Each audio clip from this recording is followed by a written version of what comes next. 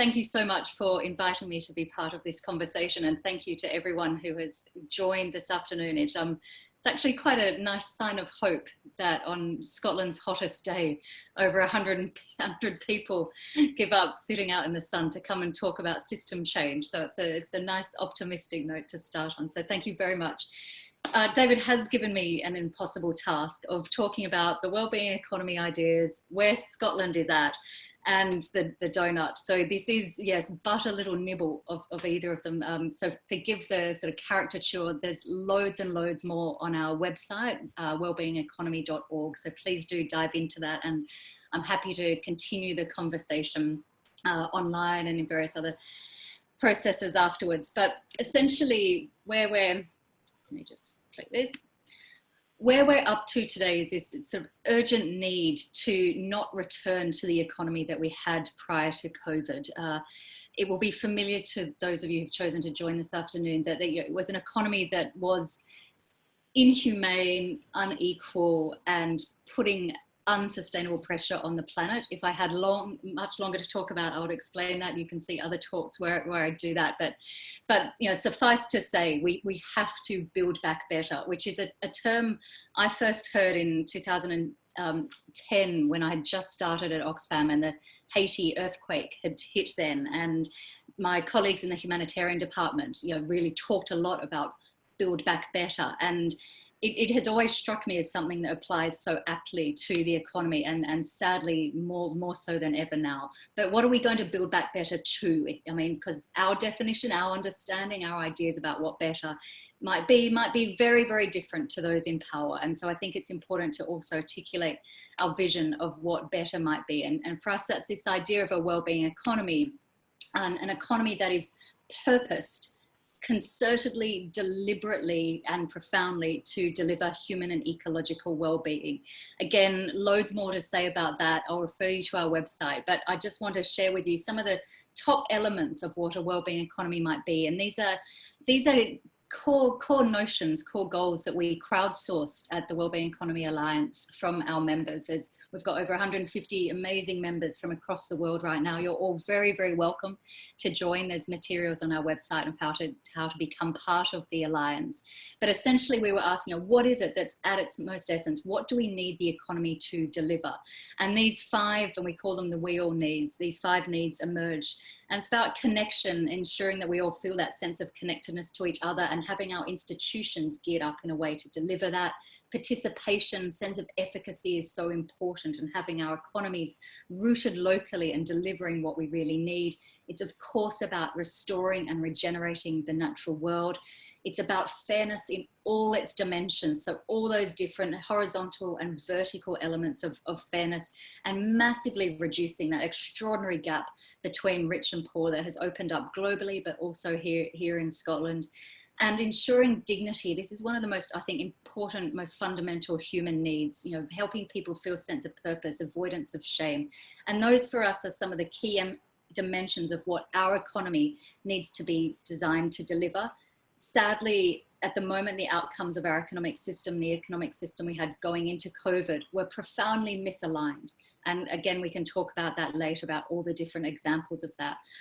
I'm going to rush through though, just to give you a sense of this idea of well-being. And it's a term that is bubbling up. It's sort of paralleled in its ubiquity, in its diversity of understandings and meanings. And there is lots of different interpretations, different emphasis put on it. But I want to be really clear about how the wellbeing economy agenda speaks to the idea of wellbeing. It's very deliberate, putting the word wellbeing in front of the word economy. I get quite anxious when people say, oh, Katherine, you work for the Wellbeing Alliance. I say, no, I don't. It's an alliance set up to transform the economy so it delivers collective well-being. And this beautiful cartoon here in a way sums up some of the different interpretations. It's going beyond just focusing on the individual and encouraging them to focus on their subjective self-reported well-being, to be positive, to be happy, to be more resilient, and actually understanding the wider circumstances in which people live and changing those circumstances. And that is a question about the economy, and that's where the wellbeing economy is situated. I often describe it as being the two SCs of wellbeing. There's the survival and coping SC, and then there's a system change SC, and that is absolutely deliberately where the wellbeing economy agenda is situated. And when we talk about practically what does creating a wellbeing economy mean, it means saying it is no longer good enough to rely on charity or social policy to fix the damage of our inhumane, unsustainable economic system. And that in a way, though, is where our debates in Scotland and other similar social democratic countries has been stuck in the last few decades. We pat ourselves on the back when we slightly redistribute the gap between rich and poor, or we celebrate that there are more food banks providing food parcels, or that we've provided top-up wages to people who are working for their poverty. That it's no longer good enough to let the economy do so much damage and then rely on policy and charity to fix it. A wellbeing economy is about getting it right in the first place. And that means setting new goals at the macro level, saying it's not about relying anymore on GDP growth and crossing our fingers that it might trickle down to the rest of us, or that it will correlate automatically with quality jobs or decent standard of living or sustainability in the environment. Because for so long, we've seen time and time again that growth isn't reliable. It's had its chance and it hasn't delivered. So we need to set new goals at the macro economy level, and then that filters down to how we design our tax system, how we design our infrastructure, how we design our businesses, how we design cities. All those questions come from what is it we're purposing the economy to do. And essentially, it's about getting the economy to do more of the heavy lifting. And there is a whole suite of changes that's required to do that. But some of my favorite examples are essentially rather ugly term, but to me an absolutely exhilarating concept of pre-distribution, essentially designing market outcomes through things like cooperative business models, where the value share that's created is more equal from the beginning rather than relying on redistribution. It's about things like the foundational economy that has really come into its own these last few months. It's community wealth building. On the environmental side, it's about taking a full account of the damage that our economic activities do to our precious natural ecosystems. Again, loads more in that. It's a huge jigsaw of different policy changes that we need to see. These are but a few to give you a taster. And we've got a beautiful chart on our website called From the Old Way to the New Way that will give you a sense of the sort of changes we need to see to build a wellbeing economy. And where Scotland has been up to, I mean, Scotland has gone on a real journey, and it's hard not to be excited by the talk and the conversation in Scotland. But I often think if Scotland could bank its rhetoric, we would be in a much better circumstances than we were now, because there's a lot of good conversation. We haven't yet added that up to the sort of system change that we need. But I want to share with you, I mean, and it's nice that Friends of the Earth are literally hosting this discussion right now, because my journey personally working on these questions goes back almost 10 years now to when collaborated with friends at WWF and Friends of the Earth as well to create a document where, and with all these other organizations, where we were talking about the National Performance Framework back in 2011, where we were challenging that at the time. The version then had this very central purpose, creating sustainable economic growth. And this was about saying, hang on a minute, that's not what we need for the purpose of the economy. At Oxfam, we followed that up, as David's already mentioned, with something called the Humankind Index, was about shifting what's a measure of progress we need to see in Scotland, and a document called Our Economy. Just last year, a lot of those conversations, joined by a whole raft of other amazing organisations and thinkers in Scotland, have led to, I think, the First Minister standing on that red dot of the TED stage and articulating so powerfully that the Scottish government and the economy needs a different purpose, away from gross domestic product towards collective well-being. And of course, she introduced them this partnership that I've been part of from the beginning, the Wellbeing Economy Governments Partnership, which is a collection of governments and civil servants supporting each other to collaborate and share and learn ideas about how do we go about this really difficult journey of putting well-being, collective well-being into economic policy making. And forgive me for this terrible photo, because I was trying to very subtly, literally under my elbow, take a photo of these extraordinary women who are at the forefront of this conversation globally. You, of course, recognize Nicola Sturgeon, but in the middle there is Katherine Trebeck, who's the Prime Minister of Iceland. And next to her is Carrie Exton from the OECD. And this was the launch of WEGo back last year, the launch of the first policy lab. It was launched at the OECD the previous year. And the First Minister has described really acutely that we need to move away from GDP as a measure of progress. She's saying there's this growing realization of what we must do to move away from. Sorry. What does that mean? You're not talking to me there, are you? Saying hurry up? No. What I want to very briefly do before I turn to donuts, which is probably what has brought you all in from the sun today, is just look at where Scotland is at the moment. Now, I think I work for a global organisation, and looking around the world, there is so much to be proud of in Scotland. Some people often say to me, Scotland's not doing enough. Yes, it's not doing enough, but it's also not doing nothing. There is a lot of initiatives to be proud of, and you can point to things like the revised National Performance Framework that puts wellbeing at the centre. You can point to the support for social enterprises and pro-social business models like cooperatives, which I think are such a vital part of the jigsaw. You can point to the work of Zero Waste Scotland and the push for the circular economy, tentative steps such as the business pledge and the work on gender equality. So there are tentative steps forward in creating a wellbeing economy. I think that where we are now is that we need to, as a society, double down on those initiatives rather than dial them back. And it feels very precarious about where we are in terms of the post-COVID recovery. But I do think we've got the beginnings, if you like, the prehistory of what we need in Scotland to create a wellbeing economy.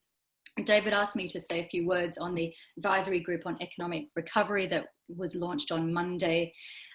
When I heard before the launch that its title was Towards a Robust, Resilient Wellbeing Economy, I was of course delighted. I mean, it's brilliant to see the term wellbeing economy given such prominence in the recovery document. But leafing through the pages, there's a lot to tick and to underline and to smile about. The emphasis on community wealth building, the circular economy, jobs guarantee is fantastic. Discussion of a green recovery is great as well. But it's a reliance on growth. It's a reliance on seeing growth as the means to fixing all our problems. And yet growth for so long hasn't delivered the goods. And we've got to turn away from those old recipes and stop reaching back for broken, out-of-date formulas and really allow ourselves to imagine a different way of doing the economy.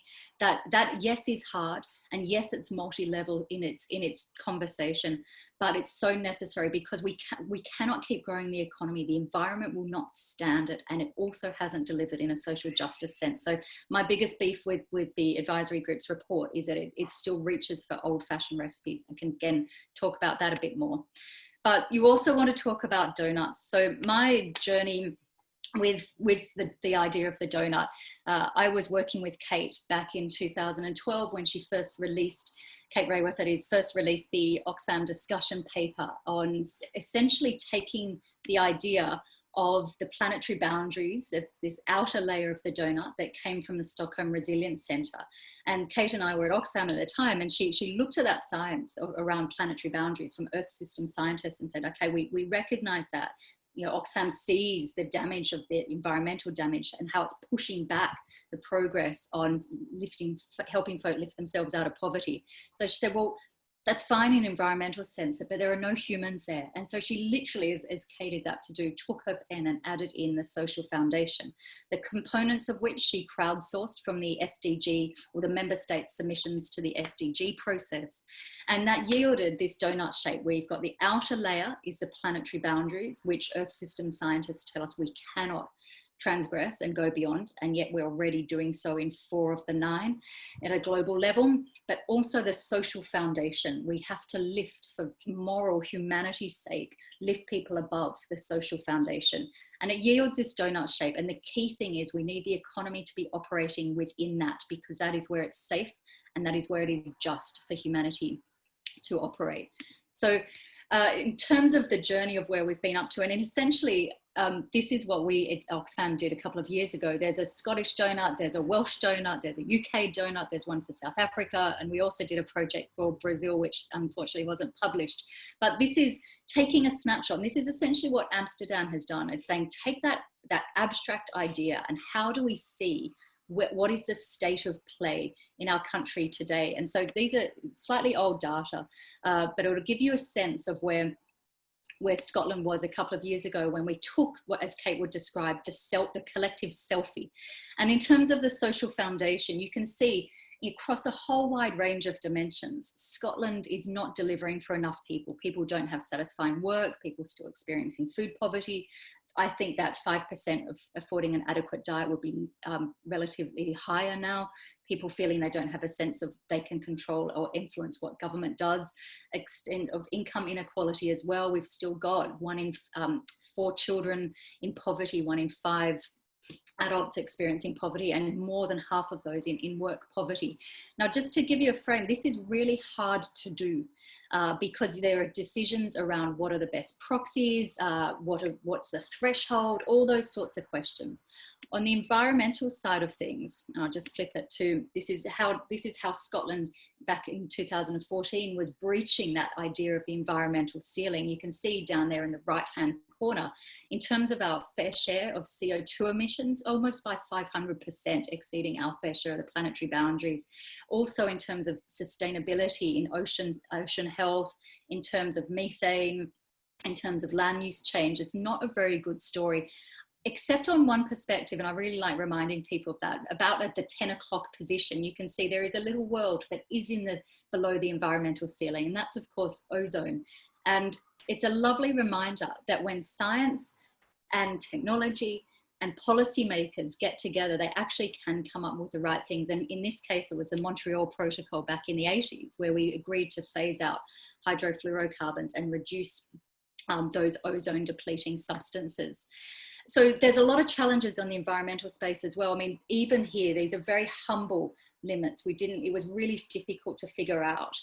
For example, how do we take into account historical emissions? And so it's a very, I'd say, conservative estimate of really where Scotland should be. What Amsterdam have done is essentially taken that selfie, and they've looked at the social and environmental dimensions, and they've asked really questions around where is Amsterdam sitting, and asking, what does it mean for us globally? What's Amsterdam's footprint in an environmental sense, and in terms of things like fair trade or slave labor, in terms of the social side of things, and how is everyone faring in Amsterdam? And these are some of the core questions that I think if Edinburgh or if Scotland is serious about asking, what's our contribution to the global picture, but also are we delivering for enough people? These are the sort of questions that we need to ask each other. I want to finish with this slide. This is a workshop we ran for a large company a couple of years ago, where we got the donut printed on a tablecloth and just rolled it out and got all these fancy executives to stand around and think about where their company operates and how good it is or otherwise performing. This is essentially what the donut begs us to do. It's to take a good hard look at where we are today. It brings beautifully together the environment and the social, and says these are two sides of the same coin. We cannot focus unduly on one without paying attention to the other. It's about environment and social justice simultaneously. How can we think about multiple co-benefits, win-win-wins, rather than just focusing on one disproportionately? So the idea of the donut is, I think, a really beautiful think piece. My hesitation is that it won't do the heavy lifting for you in terms of the sort of changes that we need to create in a locality to get inside there. We've got loads of ideas, but they will depend on where. There'll be all sorts of different hundreds and thousands. If you imagine one of those donuts that you used to eat as a kid, there'll be that number of diverse policies. So that it's the beginning of the conversation, not the end. And I'm so glad that we're going to go out into our groups and think about what sort of changes do we as a Scottish society, a Scottish economy, need to do to get inside that safe and just space.